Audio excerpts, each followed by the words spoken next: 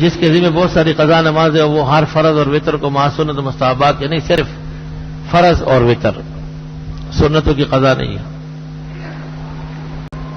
شوہر بیوی کو اگر یہ الفاظ کہہ دیں کہ آئندہ میرے سے بات مت کرنا، کیا اس سے بھی نکاح ٹوٹ جاتا ہے؟ نہیں، یہ تو غصے اور جھگڑے کے الفاظ ہیں۔ دادی کا دودھ اگر پوتا یا نواسا پی لے تو کیا حکم ہے؟ دادی کی تمام اولاد در اولاد اس پر حرام۔ کیا ولیمہ 2 سال کے بعد بھی ہو سکتے ہیں، 15 سال کے بعد بھی ہو سکتے ہیں، لیکن دعوت ہے، ولیمے کی سنت نہیں۔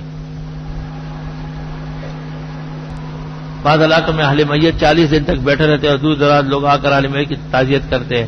حدیث میں تو ہے کہ 3 دن تک تعزیت ہے، لیکن جو 3 دن میں نہیں پہنچا اور بعد میں آیا تو وہ کر سکتا ہے، شاید اس کے لیے بیٹھے ہو۔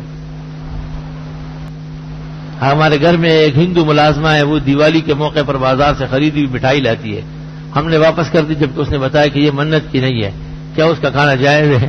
تو ہندوؤں کے ہاتھ سے لے کر کے کھانا اتنا شوق ہے آپ کو، پھر آج شام کو وہاں چلے جائیں عبداللہ شاہ غازی کی قبر پر، وہاں اور ما اہل بہ لغیر اللہ اور خنزیر کا گوشت بہت مل جائے گا۔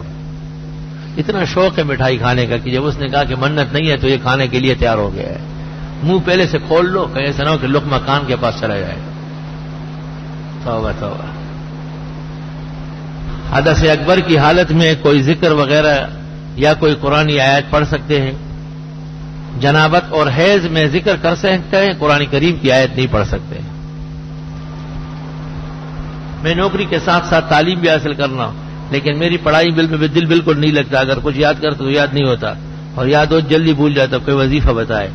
سبحانک لا علم لنا الا ما علمتنا انک انت العلیم الحکیم رب زدنا علما، 3 مرتبہ پڑھو۔